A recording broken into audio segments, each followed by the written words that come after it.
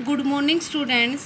Today वो topic is कौशल को परिभाषित कीजिए। भाषा कौशल क्या होता है, विस्तार से वर्णन करें। यानी स्किल क्या है और लिंग्विस्टिक स्किल क्या होती है, इसको मैं क्या है एक्सप्लेनेशन देनी है। किसी कार्य को करने के दो प्रकार की योग्यता वांछनीय होती है। यानी कि अगर हमें किसी काम को करने में इंटरेस्ट है तो दो चीज़ें चाहिए होती है। एक होती है सामान्य और एक होती है विशेष। दो तरह की हमारी जो इच्छाएं होनी चाहिए, सामान्य और विशेष। लेकिन हमें जो भी कार्य करना है हमें उसके लिए क्या है, प्रैक्टिस की ज़रूरत होती है और हार्डवर्क की, यानी अभ्यास और परिश्रम की क्या है उसमें आवश्यकता होती है। कहते हैं अभ्यास और परिश्रम से व्यक्ति उस कार्य को संपन्न करने की विशेष क्षमता हासिल कर लेता है। कहते हैं कोई भी व्यक्ति ऐसा नहीं है जो कि अभ्यास और परिश्रम अगर करे तो उसको सफलता ना मिले। हर किसी व्यक्ति को सफलता मिल जाती है।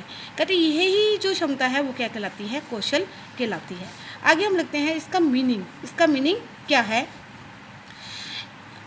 इसका अर्थ है कि व्यवहार में कुशलता प्राप्त करना। देखो अगर हम कहते हैं भाषीय कौशल क्या है तो हम कहेंगे व्यवहार में कुशलता।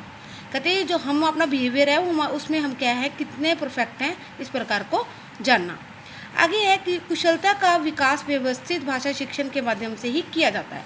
यानी कि अगर भाषा अच्छी होगी तभी कुशलता होगी, अगर भाषा अच्छी नहीं होगी तो कुशलता भी नहीं होगी। भाषा संबंधी व्यवहार के बिना शिक्षण में कुशलता हासिल की जा सकती है, लेकिन प्रभावी रूप से भाषीय कौशल का विकास करने के लिए उनका औपचारिक रूप से सीखना अनिवार्य है। यानी हम औपचारिक रूप से हमें भाषा को सीखना बहुत ही अनिवार्य है अगर हमें किसी भी चीज़ में परफेक्ट होना है, परफेक्ट स्किल हमें लेनी है।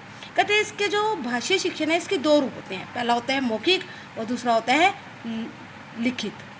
अब इसने कहा है कि अब ये जो हमारा मौखिक रूप है इसको बोला जाता है प्राथमिक रूप, जिसमें हम क्या है मौखिक क्या है जस्ट मुँह से बोलकर जो हम काम करते हैं वो प्राथमिक रूप हो गया।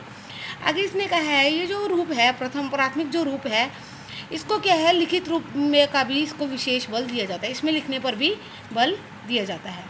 आगे है जो दूसरी भाषा शिक्षा है उसमें क्या है दोनों चीज़ें होती हैं, मौखिक भी होती है और लिखित भी, दोनों का ही प्रयोग उसमें किया जाता है। कहते हैं जैसे हम कुछ भी सुनते हैं, कुछ भी बोलते हैं, कुछ भी पढ़ते लिखते हैं, तो ये चारों कौशल क्या है मेनली परफेक्टली माने जाते हैं। इसने कहा है हम भाषा को दो तरह से विभाजित करते हैं, मुख्य कौशल और गौण कौशल। मुख्य कौशल क्या है, किसी चीज़ को सुनना और बोलना, और गौण कौन से हो गया, पढ़ना और लिखना।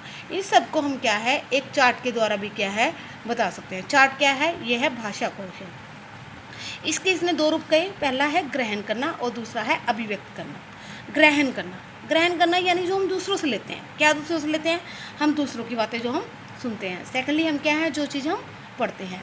अभिव्यक्त करना यानी जो हम दूसरों को बताते हैं, क्या बताते हैं, जैसे हम किसी भी चीज़ को किसी को एक्सप्लेन करना तो बोलकर बताते हैं या फिर हम उसको क्या है हम लिखकर बताते हैं। आगे इसके 3 टाइप्स बताए हैं, लिसनिंग, रीडिंग एंड राइटिंग। ये किस प्रकार से होते हैं, लिसनिंग। लिसनिंग क्या है, प्रवाह के साथ बोली जाने वाली भाषा के अर्थ को समझना। जो भी हम लैंग्वेज का यूज़ कर रहे हैं क्या वो हम उसका कंटिन्यूसली यूज़ कर पा रहे हैं, क्या हमारे बोलने की जो पावर है वो बिल्कुल सही है, कंटिन्यूटी उसके अंदर बनी हुई है। आगे है शब्दों का शुद्ध उच्चारण करना। जो हम शब्द जो चुन रहे हैं क्या उनका उच्चारण भी सही है। कई बार उच्चारण क्या है वर्ड्स का सही नहीं होता, तो भाषा के अनुसार बोलना है। अगर हिंदी भाषा है तो हिंदी के अकॉर्डिंग उच्चारण होना चाहिए, और इंग्लिश है तो इंग्लिश के अकॉर्डिंग। आगे है सामान्य विषयों पर बातचीत करना और लय के अनुसार बोलना। कहते हैं जो हमारे जो सामान्य विषय हैं उन पर क्या हम बातचीत कर सकते हैं और उनके अनुसार बोल सकते हैं। आगे है नेक्स्ट इसमें स्पीच तैयार करना। कोई भी हम किसी विषय पर भाषण देकर स्पीच तैयार कर सकते हैं, या कोई अभिनय कोई नाटक कर रहे हो उसके ऊपर भी हम बोल सकते हैं। नेक्स्ट आता है रीडिंग। रीडिंग किसे कहते हैं, कोई कहानी पढ़कर, कोई निबंध पढ़कर, कोई यात्रा का वर्णन, कोई जीवनी पत्र, ये सारी चीज़ें हम इसमें कर सकते हैं। या फिर जो हमारी जो पाठ्य पुस्तक है जो हम पढ़ रहे हैं उससे रिलेटेड विचारों को समझना। थर्ड है जो पोएम्स है उसके अकॉर्डिंग हमें क्या है रुचि और रसबोध के साथ उसमें पढ़ना चाहिए। नेक्स्ट है ज्ञान वृद्धि और मनोरंजन के लिए पुस्तकें और पत्रिकाएं पढ़ना।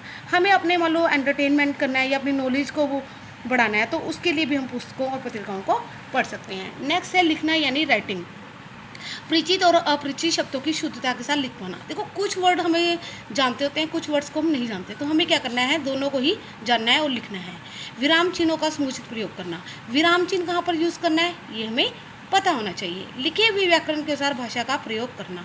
जो वो हमारी जो व्याकरण जो लिखी हुई है उसके अकॉर्डिंग ही हमें क्या है भाषा का यूज़ करना है। जब हम कोई पत्र लिखते हैं, कोई निबंध लिखते हैं, कोई संकेत लिखते हैं, कोई कहानी लिखते हैं, सारांश लिखते हैं, उन्हें कैसे लिखना है ये भी बहुत ही आवश्यक है। आगे है इसमें मातृभाषा से दूसरी भाषा में मातृभाषा के अनुसार कर देना, यानी कि अगर हमें एक लैंग्वेज में हम परफेक्ट हैं तो हम क्या है दूसरी लैंग्वेज को कैसे यूज़ करना है, ये चीज़ें भी हमको इसमें क्या है देखनी चाहिए।